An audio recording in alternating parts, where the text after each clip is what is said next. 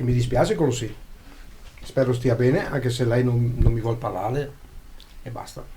Le prime parole di Stefano Pellegrini sono rivolte alla ex moglie, la donna aggredita con l'acido giovedì sera, abrasioni all'occhio. I medici dicono che guarirà entro 2 mesi.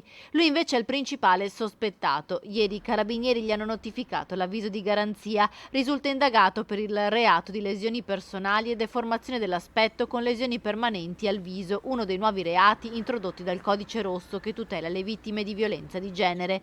I militari dell'Arma nelle scorse ore hanno sequestrato il suo cellulare e una maglia con una macchia scolorita tipica di quando la candeggina cade negli indumenti e corrode il colore. L'uomo però respinge ogni accusa. Mi dispiace, non posso parlare, ma non perché non voglio o per cosa, ma ripeto, la sua domanda dispiace moltissimo. Spero lei stia bene perché sicuramente mi odia perché lei pensa che possa essere stato io, quindi io le auguro che stia bene, basta. Lei è innocente.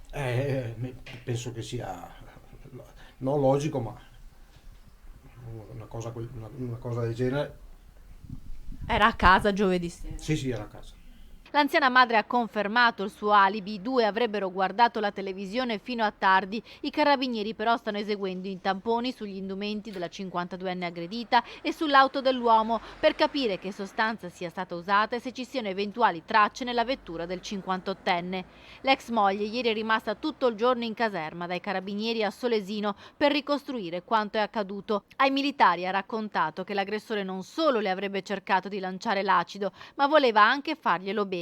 Il primo ad accusare, Stefano Pellegrini, ex compagno della donna ferita con l'acido, è il figlio 19enne della coppia, che ora non vuole più parlare con il padre. Vuole dire qualcosa a suo figlio? Eh,